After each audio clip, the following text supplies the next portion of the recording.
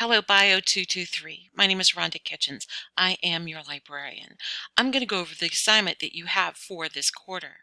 It is to compare COVID-19, HIV, and the Spanish flu of 1918, which has many names, as you may see here, which is part of our process. As we're looking at research, one of the first things we do, we start breaking down the keywords, the vocabulary, and phrases. In this case, we need to know all the names for these particular viruses, and we also need to know the names of the different types of interventions, preventions, diagnosis, all sorts of different words, sometimes that have some overlap or not. What I've done is to kind of show you how I approach research. Over here on the left-hand side, I've written down a number of different keywords that will be useful. It may not be good for you to only search HIV. You will also probably need to search for the whole thing. Sometimes there's an overlap with AIDS. Based on what you're working on, one thing is a virus and one thing is a condition, and may or may not be helpful, and you may need to exclude it. So it's a case-by-case basis on what you're working on.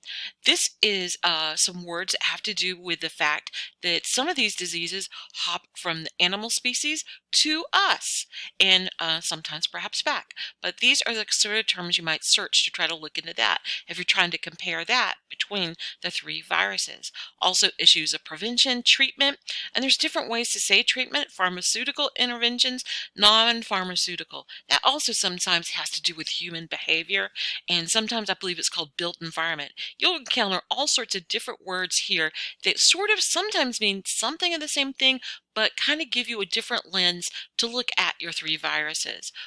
I have over here interventions. Surveillance systems are those things, actually there's a whole journal or two totally devoted to how we use and surveil different types of diseases in our global shared environment. Also, we'll look down here at immunity response. All these things, some of which I cannot pronounce, but all of these are fair game in your research to compare these three viruses, including a whole section on secondary infections, co-infection, sometimes it may even have a dash, opportunistic infections, systems of the body, all of these viruses, respiratory, bloodborne, issues of public health, symptoms, and the opposite of symptoms. Sometimes when you work with the keywords, you work with a keyword that means the thing you're looking for, or maybe it's opposite or it's twin. Probably one of the most interesting things about research are all the words that you can use to find the information. You may not think so right now, but maybe at some point you'll come back and go, Rhonda, yes indeed, it's like a puzzle, and it is. Also, again, I mentioned human behavior being sometimes an issue, and healthcare workers and professionals' effects on, which may be very different for each of the things you're looking into. We're sort of at the bottom of the page that I showed you, and what I want you to see here is some search tricks. And there's a reason I put these things together sometimes in a little bit of order, because you do have some options to make some decisions when you're doing your research. When you look at something that has spelling and it's almost spelled the same way three different ways, when we're looking at immunology and its different suffixes, do you know what? You could actually truncate it. Do you see here how I did nurse, N-U-R-S, with an asterisk? It equals, when you do your research, nursing, nurse, and nurses. Trauma, asterisk, traumatic, traumatizing, and trauma. So you don't have to do the search three different times. You can just construct your search so it works 3 to 4 different ways or more. Also, when you're doing phrase searching, suppose you're really looking for immune response, put immune response in quotations, just like I show here. This will make sure that your research comes up with those two words together, which narrows down your research and also helps you get to where you need to go. Additionally, you'll be able to make some decisions in regard to Boolean searching. When you use the AND, you're going to get the place where those two items meet, like immune and response. We'll only pull in those things that talk about immune and response. If you have OR, it will pull all the articles about immune and all the articles with response in it into a big group that you probably don't need to know. However, when you're looking for things like HIV or and spelling it out, or, and you're using COVID, and there's 5 different ways to do it, put an or between it. In some cases, the databases do that for you. but I just want you to know if they do not, that's an option you have. And suppose, for instance, you don't want to have anything from Canada or China or anything like that, and maybe you're trying to be specific about an area. You can get rid of something by simply putting not in capital letters in front of it. And on the databases I'm going to show you, it's going to have drop-down boxes where you can make that decision. And if you're using Google, guess what? You could use a minus, a negative, a little dash in front of a word, and it gets rid of it in your search. Some of the things that I'm talking about today not only will help you no matter where you go, Harvard, University of Washington, because these things hold true no matter where you go, but also has some sort of cross use and things you may already be using so you can actually use them better. Now this video is going to be right up here, and it'll look a lot more attractive, but this section is some supplemental. Some of you may or may not know about these concepts. I'm not going to go into them a great deal here, but I want you to know you can look at them. I'm going to be talking about scholarly articles today. I hope to be able to show you what they look like inside of the database so you can see the pieces. You're going to need to use 3 of them. You need to find 10 resources. 3 are supposed to be scholarly resources. 2 need to be from the government. That's how I have your support page set up here. And if you need to know more information about it, if it's not clear to you, come back up here on how to identify. I have a video, I have a diagram. I think you'll be able to grasp it pretty quickly, because on the most part, the best thing a database can do for you is it can tell you it's a scholarly or peer-reviewed journal, but you will have to look at the article to make sure it meets its qualifications. So it's not quite as easy as simply pushing a button. Additionally, I kind of want you to be somewhat familiar with the evidence-based pyramid as you go through these scholarly articles. I need you to know, like when you're working in the medical, nursing, and health and allied health areas, there's a concept of evidence-based practice, and it's matched up with something called the evidence-based pyramid. Now, it starts with the things that have the most evidence, the things that are most used. At the very tip top is a meta-analysis or a systematic review. You can actually use these as search terms. Currently, because these things actually take some years to develop, probably COVID is not going to quite be there yet, but it will be, and really it is worth looking at. But the value of these are that they are where we're able to derive best practices. A group of people will go in medically trained and research trained. They're going to develop criteria to look at 20, hundreds or more research projects, scholarly articles with actual research in them, and try to determine the best practices on how to do something medical to have the best possible outcomes. As you go down, they're going to have less value, but still more value than, say, a newspaper or a magazine article. And at the very bottom are case reports. Right now, there's a lot of case reports coming out about COVID. And these are about individual people or groups 5 or less, where there's some sort of thing that it's common about them. Sometimes these are really great, and it is how we build up our knowledge on something, but sometimes it's just that one person. But as I spoke with your professor, Instructor Welch, we both have a story where case reports actually saved someone in our family. So just be aware of how these different things work, how long it takes them to get published, and how to use them. This is a way for you to look at the research and try to determine why one scholarly article may be better than another. And you'll see this is A, B, and C, because as time goes on, we realize these little strict lines aren't really true. That there's some ways up and down and around, and how we look at these. And finally, there's a way where we might be able to take these systematic reviews and use the criteria they use and be able to look at case reports or some of the things that are on the lower part of the thing to bring them up so that we understand them better and can apply them for better outcomes. So I want to take you back here. And finally, while I'm kind of talking about that, there's also the deeper nature of evaluating information for currency, relevancy, authority, accuracy, and purpose. This is very specific to medical and science interpretations of that same concept. If you're not familiar with it, please take the time to take this tutorial. It's only about 4 pages long, but it'll help you look at the resources you find so you can select that final 10 that make it into your paper. Now, I've suggested 3 different databases. They're from 3 different publishers. Databases are essentially what you use every day. Netflix, Hulu, some have used Pluto, and they have different searches, different ways to look at them. Sometimes they have a little bit of overlap. Some of them only do one thing that you might be able to use on a regular basis. You may develop a bias between one over the other. Biomedical Research is with a publisher called EBSCO. Proquest is a big mega database that covers astronomy to zoology and is from Proquest. And Health Reference Center Academic is Gale. I placed them in the order I think they would be the most important to you. And I wanted you to have them all so that if one thing search you did here didn't work, maybe it'll work here or further down. Biomedical Research, again, is part of an EBSCO database. So let me sign in. When you sign in off campus, it's going to be your email sign in without the @ Sorry, I forgot to put one piece on it.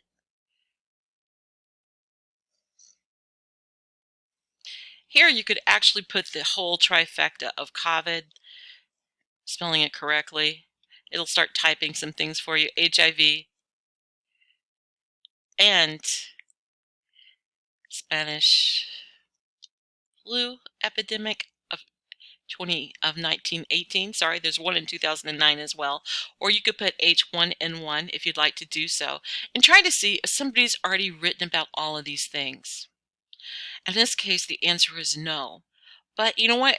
When you're doing comparative research, consider someone may have already done it ahead of time.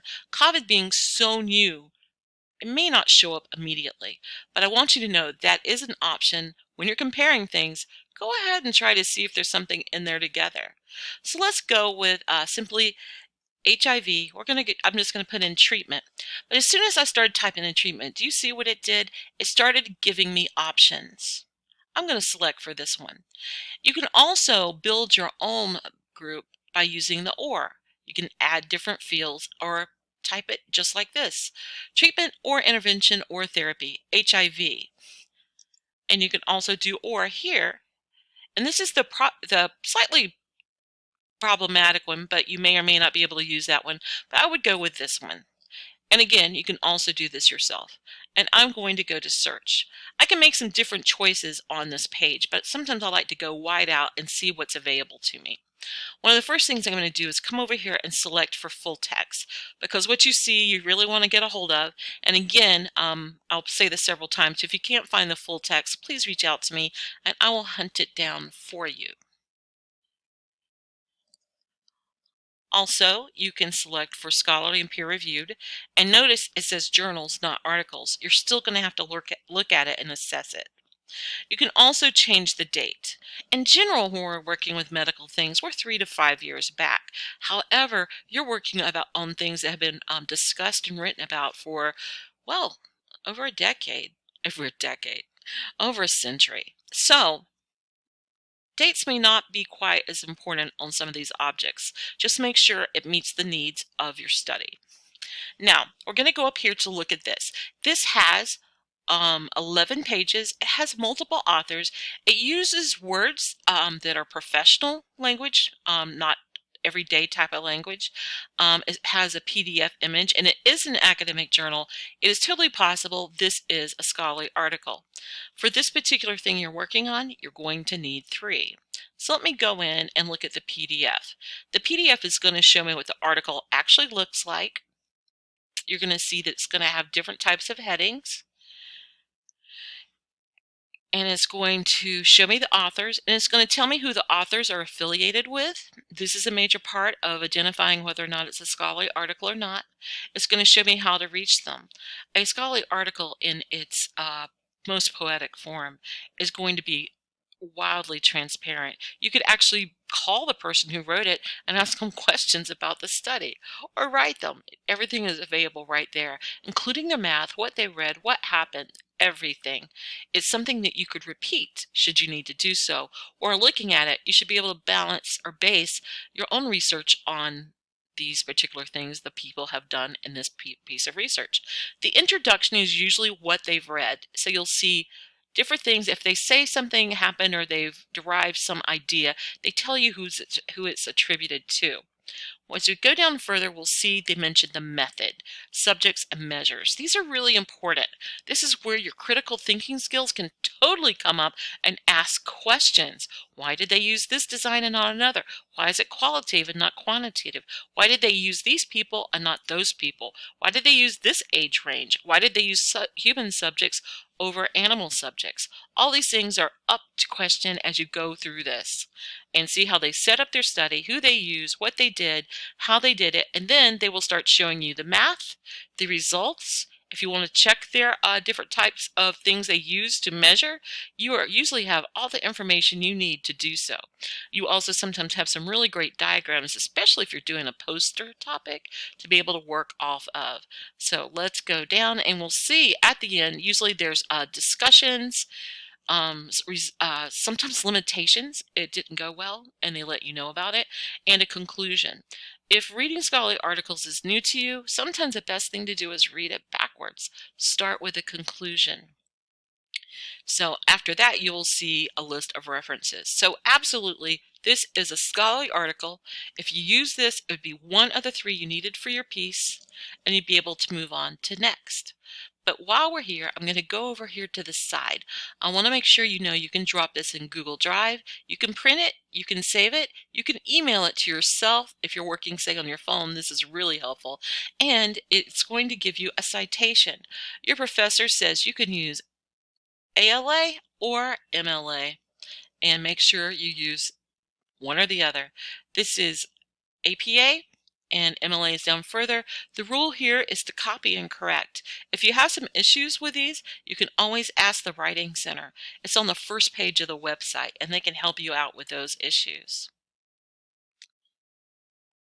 So I'm going to go back here to the search because there's another thing I want to show you about this database and why I think you should use this one and try it out, because you can turn it into your own database. See up here where it says choose databases? Now you can go, instead of bouncing about to the library website or going to databases A to Z where you can find these things alphabetically, you can build in your own database. Here we have an ebook collection. This ebook collection might be very, very helpful for you.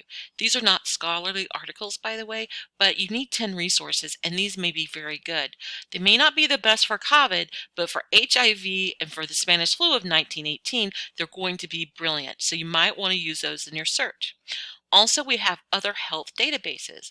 You could select for this. This has to do with consumer medication. You might be able to use that in terms of comparing treatment. We also have things about social sciences and psychology, but we're looking for health. I'm going to skip the alt health because there's a lot of that on Google, and we're trying to work at a different level. I'm going to go through all of these. Do not need an encyclopedia, but I do need general science. And I'm going to select OK. And I'm going to go redo my search. It may require that I change my limiters on the side again, full text and scholarly when it gives me a chance. Oops. And again, in this case, I'm not changing the date, although 3 to 5 is usually the medical standard because of the century-long research that's done on your various topics. So here you can see we've included quite a few things we did not have before, and you can add different topics. What I do is actually start looking down here to see if there's different things I might need. If you set up your research and your research question may have decided maybe I'm going to work on these 5 things. So all I'm going to look for is treatment and intervention. And so this might be the right search for you. But you can also go as small as the ones that may use this. And we'll put this up here and see if we can find articles that are just specific to that. And indeed we can. So you'll be able to keep going through this to find the articles that are specific to what you're looking for and have the information that supports your comparison project. So now I'm going to go to the next database. All of these can be found under databases A to Z under their name alphabetically, but I have them pulled out specially for you. This is Proquest. Proquest is a really great place to start when you need to sort of get an idea of the breadth of things you can cover. It goes from astronomy to zoology, essentially, and it has popular articles, newspaper articles, I think some videos, images, and all sorts of things like that. So when you're working for COVID, this one may be stronger for you than some of the others, since it does have that element. I'm going to select full text. I'm going to leave off peer reviewed because you just need 3 of those. And in some cases, when something's new, you might really benefit from some things like newspapers to kind of see some different figures on death, mortality, fatality, life expectancy, and other stores. This also will give you some trial drugs. There's been many signs of hope that have not quite washed out, but so kind of keep up with the date and make sure you follow up with the information to see if anything else has occurred with that particular object that may have been offered as something that will work. And if you're looking for scholarly journals, go right over here and select scholarly journals. Proquest may have a better way of making sure it actually gets the articles that are peer-reviewed in them. We'll sort of look, and I'm going to put up here and symptoms. And hopefully I spell it correctly. And it's going to bring me up 164 results of things that should be scholarly articles. And I'm going to look at the first one. I see a graph, and that's encouraging. I see that it's only 1 page. That might be a letter to the editor. So let's give it a look. It is full text, and it does have a PDF. Kind of go down and see what it's offering us. And I'm going to take a look at the PDF because it's not really clear without seeing some of the sections set up. Sorry about that. We have a title that's very in medical terminology. We have multiple authors. We see that they were identified. We have an abstract. We have an introduction. They also give us keywords. We talk about methods. So absolutely, this is a scholarly article. They just didn't put all the pages on it. So if you're using APA, you'll be using the page numbers from the PDF because they need beginning and ending page numbers. And it also may be in the citation part. So this is absolutely something you could use for your piece. To cite this, you would go up here to these really big quotation marks, and you have MLA and APA to choose from. Just make sure you choose the same one. Apparently you can use either. And this is, in terms of databases, a little bit more Netflix. It lets you know if you saw that, you may also like to read this, and it gives you some other studies to the right that you may want to look into. It also gives you some subject terms that you may want to use in your comparison and bring it out. So what you would do once you were here, you already have it set up. Let's kind of see if it'll let me go back. And you could just put in HIV, and then you can put in Spanish flu. So you can keep using sort of the same thing and not have to keep going over and over. And you can change symptoms for treatments, immunology, all those other different terms that you decided you're measuring. So you can pretty much sit in one place and keep working. And I hope that makes sense to you.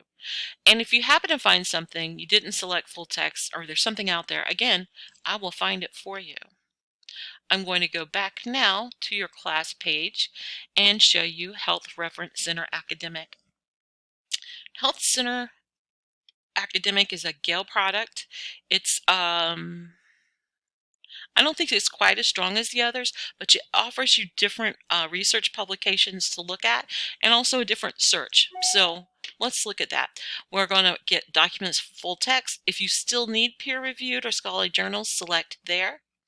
Again, I'm not doing the dates because of you have a century to work with, but make sure that your information saying on the treatment is up to date, not from the 20s.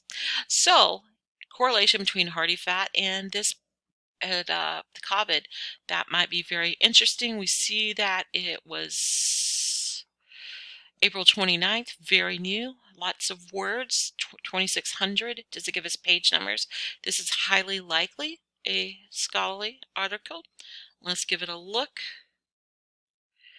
We have methods, results, measurement, And yes, it is. So that would be one of your three if you used it. If you hadn't thought about using the circulation system or the heart as part of your comparison, this would let you know that that might be a good idea. You could go back to the search and change COVID to HIV and the Spanish flu of 1918 and keep doing your work. This also will give you a few other things you might want to look at, as well as some subjects. Some of you are quite advanced in concepts like protein binding and fatty acids in your research is going to make you extremely excited. So take those and use them in your comparison as you need to do so. So this isn't particularly long, but it is very useful. I also want to point out while you're here, you'll see things in all the databases. When you look at it, it will have a link to the journal. Suppose you find a journal that is really fantastic for you. That's what you can do. You can just go into that journal and search within that publication. So if it's something on surveillance or treatments or a specific kind of microbiology, it might be very rich for all of your research. So you have so many opportunities here to do research. But as a librarian, I want to make sure you have all the toys. So let's look at government. In your piece, you're going to need to use at least 2 government sources. So I gave you 3 to look at, and these 3 are really very, very powerful, and these should be the ones that work out really well for you. So I have it set to all the resources. You can also get a list A to Z here as well, but I want you to be aware of the bookshelf here. The bookshelf has full text medical books, so this might be very effective for you. Not so awesome for COVID, but it may help you with other things, or if you're trying to manage some science and medical concepts, it may help you to find those better. The other thing I want you to look at and be familiar with, because for most of you in this class, it's coming up in your future. It's called PubMed, and it's right here. Go ahead and use this. This, how the other databases link things through keywords and controlled vocabulary, this is going to use subjects from the medical terminologies, and it's going to theoretically bring things closer together for you. This will have COVID-related things in it already. It may not have all full text. So when you reach those articles and you need them, reach out to me. It doesn't work any different than the databases I really just showed you. It's just you're going to hit a higher level of things that aren't full text. It's going to give you suggestions for other things to look at as well. And make sure you take the chance to kind of look down through this. It's going to have all sorts of things about viral sequencing, all sorts of things that are going to help you out for this project. Influenza virus has some data all specific to this available to you, and I think it has a section specific to HIV as well. It has gene banks, genome sequencing, clinical trials. Clinical trials may be really very helpful for you at this point in terms of COVID-19. So I hope you'll take a look at this and not just go to the sections I advise, also look at the ones that you personally may find to be helpful. I've put all these suggestions on the page just in case. CDC is a huge, monstrous, lovely database, and it's unusual in that it actually covers consumer health, like disinfecting your home. Don't let this how do you say, it looks very homey and wonderful. It's also a major search and research piece. You can use this search to obviously find the 3 things you're working on, and please do, and it'll take you to sections that'll help you out. I just want to make sure you're aware of these. Data and statistics, make sure you go to this page and use it in a way that's going to help you out with your project. The other thing I think this one makes sense to you. Publication sounds like, what is this? I want to make sure that you are aware of these 2. Morbidity and mortality weekly report. You're going to find very fine details about mortality and the different subjects and the people these things affect. This is going to go back for decades, so this is going to be very helpful for you in your research, and sometimes constructing some very fine details about why the death occurred in a certain population and things of that nature. And especially if for some reason, if you're comparing healthcare workers in these different scenarios, this might be very helpful for you. Emerging infectious diseases obviously is going to be really hot for you, and this one is absolutely going to be covering COVID-19. Also look down here to see if there may be something. I think yes, there's a section specific to HIV, and you may look through a few others, but these two should be pretty strong for you. Finally, WHO, the World Health Organization, does have a huge page with lots of statistics and data. The way that you search it, you can certainly use the pages. You can see that they're very active in putting information front, but you also go up here to this, and let's look for the Spanish. Let's type. You'll see it's not a really detailed search bar, but it'll work. Influenza 2018.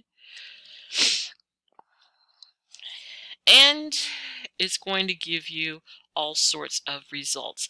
Also, it's going to let you, because there's 87, that's not that many, but you can also use these to bring it down. And if you haven't decided on your comparison topics, these may give you some help. Also, it's going to provide you with statistics, so I would use this, put in COVID-19 statistics, put in HIV and statistics to make sure you get the whole thing. Now this is interesting because it has the Spanish flu. There's also a part on HIV AIDS, so it may be that there's some overlap in some comparative studies for you to look at already. Again, you could try the trifecta, put in all three terms, and see if you get something back. It's highly likely you will. So I hope this particular one helps you as well. I pulled out three things additionally, as if this isn't enough, but invariably as you do your research, you're going to find everything you need, and this one thing alludes you. So I wanted to show these to you just in case. The internet is full of so many things. The preprints that haven't been peer reviewed, that are getting shot down a little bit, and how do you deal with the preprints in this kind of world where you need to share information, but you also need to kind of quell bad information? I'm going to offer up to you Contagion Live. It's a great name, isn't it? This is not a scholarly article place.